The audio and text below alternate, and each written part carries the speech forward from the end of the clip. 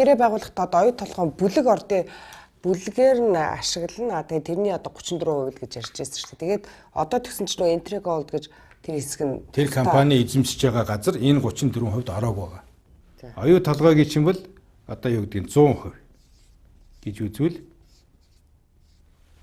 34% нь энэ хинд үлээ? Монголд. За 66% нь хөрөнгө оруулагчдад байгаа. За энэ 66 ч юм бол дотор их олон юм. За тийм ээ. За нөгөө Rio Tinto гэж байна. Turquoise Hill Resource гэж байна. Тэгээд одоо бусад сангууд байна. За ийм байна тийм ээ. Жишээ нь 100 төгрөгийн одоо ногдол ашиг хуваарлаа гэж бодъё. За тийм ээ. Тэгвэл энэний 34 төгрөг нь Монголд ирэх ёстой шүү дээ. 66 төгрөг нь ийш очих ёстой тийм ээ. За ингээд гэрээ байгуулсан. Энэ бол хизээ ихээр 2009 оны 12 сард байгуулсан гэрээ. За яг одоо ингээд 100-аа хуваах гэсэн чинь ахаад энд нэг юм гараад ирсэн. Энэ юу гэхээр зэрэг Entry Gold гэдэг. Entry Gold оюу толгой хоёр хоорондоо гэрээ байгуулад ашиг хуваах гэрээ 2004 онд байгуулсан байдаг. Ингээд одоо 70 30-аар нэг ашигт малтмлынхаа юунаас хамаарад гүнээс хамаарад 70 30-аар одоо ашиг хуваана гэдэг. Тий. За тэгэхэд энэ Entry Gold гараад ирэхээр юу болж байгаа вэ? Зэрэг бид 100 төгрөгийнхөө орлогыг хуваах гэсэн чинь 30 ийш нөхнө шүү дээ. Харж байгаа биз? Тийм байна. За тэгвэл ингээд энийг 30-аа ийш нөхчлээ эндээс. Тэгвэл энэ дээр 30 нь одоо ингээд энэ Entry Gold руу өглөө. Тэгэхээр хуваагдаж байгаа хөрөнгө чинь хэд болох вэ? 70-ыг хуваана. 70-34%. 70 төгрөгийг тий. За 74-ийнхөө 34-ийг хуваахаар чинь Монгол улсад 24 төгрөг оногдно.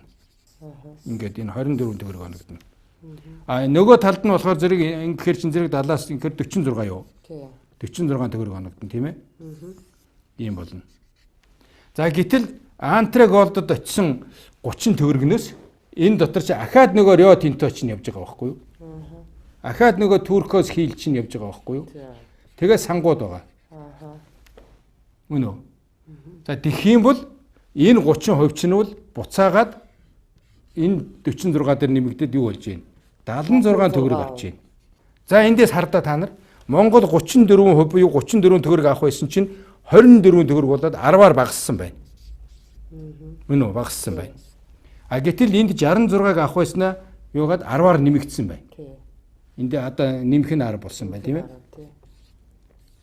Тэгэхээр ийм бүтэц хийснээр яасан гэхээр зэрэг ерөөсөө Монголд оногдох 10 төгрөгийг л ийш нь авах механизм хийсэн. Тэгээд одоо ингээд үзэхээр Монгол улсын 34%-ийг баталгаажуулсан гэж ярьж байгаа ерөнхий сайдын үг чинь үл өөрөө ингээд няцаагчиж байгаа байхгүй. Ягаад гэвэл энэ Entry Gold-ийн асуудлыг шийдээгүй. Энэ Entry Gold ягаад уг нь бол Монгол улсын ашигт малтмлын хуулинд орд газрыг бол одоо бүлгээр нь ашиглана, бүлэг ордыг хэвээр нь ашиглана гэсэн заалт хүртэл байдаг шүү дээ. Тэгээ яаж яваад тэр одоо тусдаа ингээд нэг 70-30-аар хуваах тэр Entry Gold гэдэг нь үлдчихтий. Анх гэрээ байгуулахдаа одоо хөрөнгө оруулагч тал маань бол Entry Gold-ыг энд оруулж ирнэ гэсэн үүрэг авсан. Тэрнийх нь хариуд Монгол улсын засгийн газар тэгвэл Entry Gold-ийн эзэмшиж байгаа хайгуулын чин зөвшөөрлийг ашигт малтмлын зөвшөөрөл болгоно гэж үүрэг аваад ашигт малтмлын зөвшөөрөл болгоод өгсөн. Гэтэл одоо хөрөнгө оруулагч тал маань энийг өөртөө нэгтгэж аваад энэ 66 дотроо оруулах ёстой шүү дээ. Энийг хийхгүй ингээ орхицсан.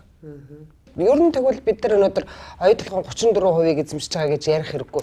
Оюу толгой одоо 24%-ийг л гэж ярих хэрэгтэй юм биш. Бодитойгоор бол ийм л болчиход байна.